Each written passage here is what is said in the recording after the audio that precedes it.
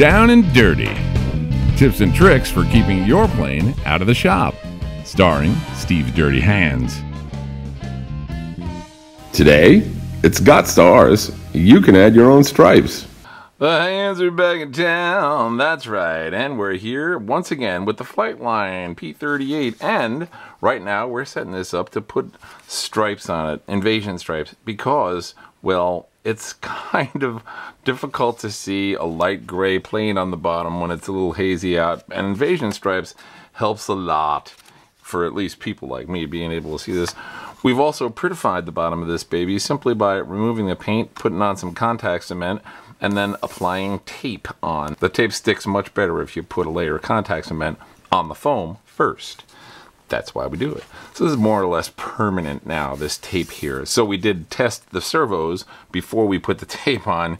You don't want to be taping bad servos in there. That would really suck. Here we've put some masking tape on so that we can put on the white base coat of where the stripes are going to go.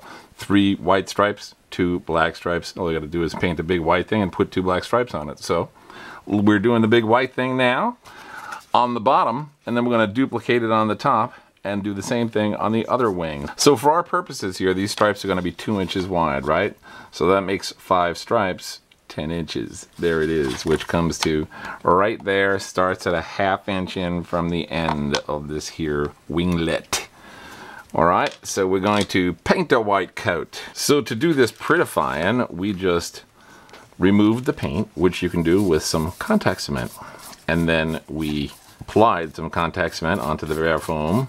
And then we applied some tape onto the contact cement that we put on the bare foam. And that gives us essentially a plastic bottom, right? Which we can exploit by making this look much nicer than it originally did. By the time we get done here, all that's going to be visible is the 2 arm holes where the servos are, right? Everything else will be nice. We're just putting a thin coat on. We're going to let it dry, put on a second coat where we need to, and then we smooth it out. And if you hum while you work, your work will go much faster.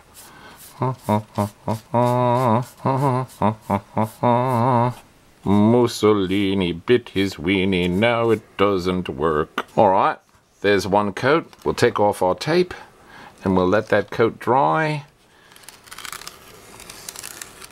Beautiful.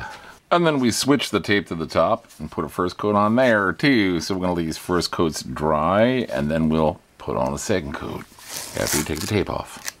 Beautiful.